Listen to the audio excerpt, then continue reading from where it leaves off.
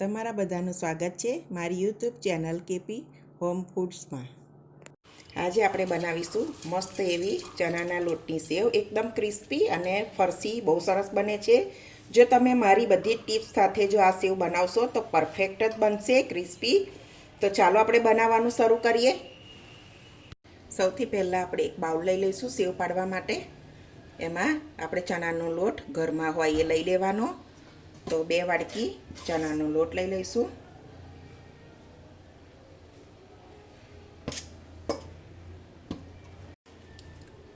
થોડી આપણે હિંગ લઈ લઈશું।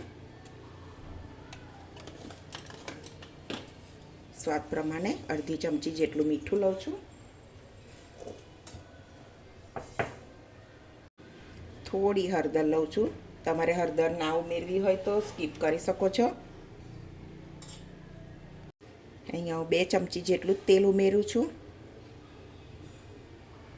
બરાબર મિક્સ કરી લઈશું। આમાં કોઈ સોડા કે ખારો નાખવાની કંઈ જરૂર નથી।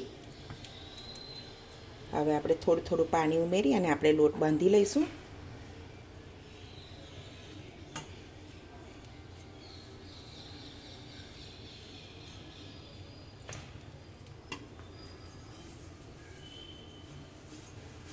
આ રીતે આપણે લોટને બાંધી લેવાનો।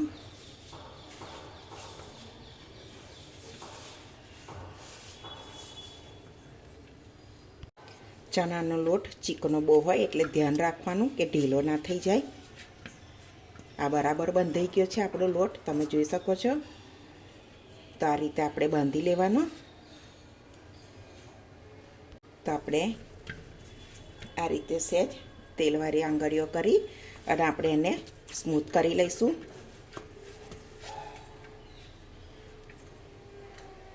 થોડો સાઈડ પર આ રીતે લોટ ચોટ્યો હોય તો આપણે ચમચીથી લઈ લેવાનો।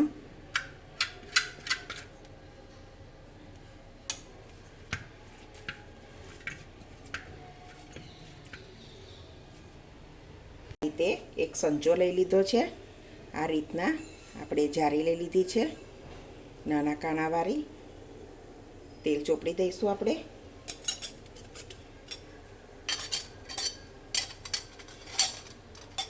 આ રીતે એને બંધ કરી દઈશું।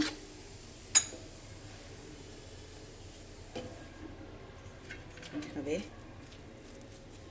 આ રીતે આપણે લોટને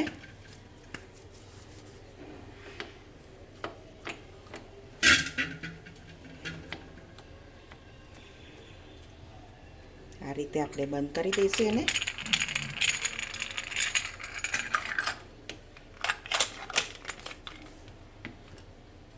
તેલને ગરમ થવા મૂકી દીધું હતું। તેલ ગરમ થઈ ગયું છે સરસ। આપણે ગેસ બહુ ફૂલ નહીં બહુ ધીમો પણ નહીં, એવો મીડિયમ રાખવાનો તેલ થઈ જાય પછી આ રીતે આપણે સેવ પાડી લેવાની।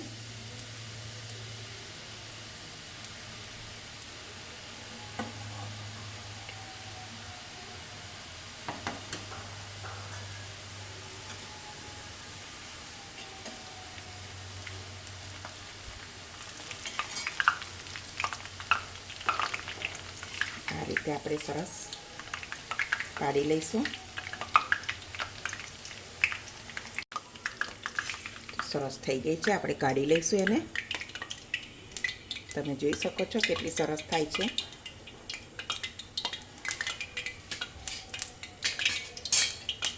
બીજી આપણે એ રીતે પાડી લઈશું।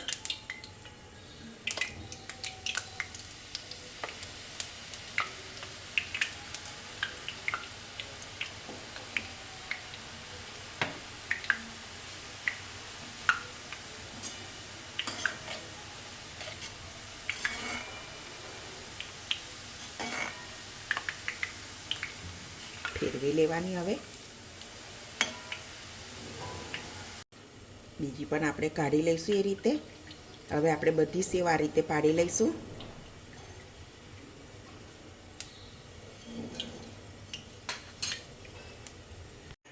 તો ફ્રેન્ડ્સ, તમે જોઈ શકો છો આપણી સેવ બધી સરસ બનીને રેડી છે। તમે ચોક્કસથી એકવાર આવી રીતે જરૂરથી ટ્રાય કરજો, તો તમારી સેવ પણ બહુ સરસ બનશે અને તમે પછી ઘરે જ બનાવશો। જો મારી આજની આ રેસીપી તમને ગમી હોય તો વિડીયોને લાઇક કરજો, શેર કરજો અને મારી ચેનલને સબસ્ક્રાઈબ કરજો। તો હવે મળીશું એક નવી રેસીપીમાં. ત્યાં સુધી બધાને જય સ્વામિનારાયણ.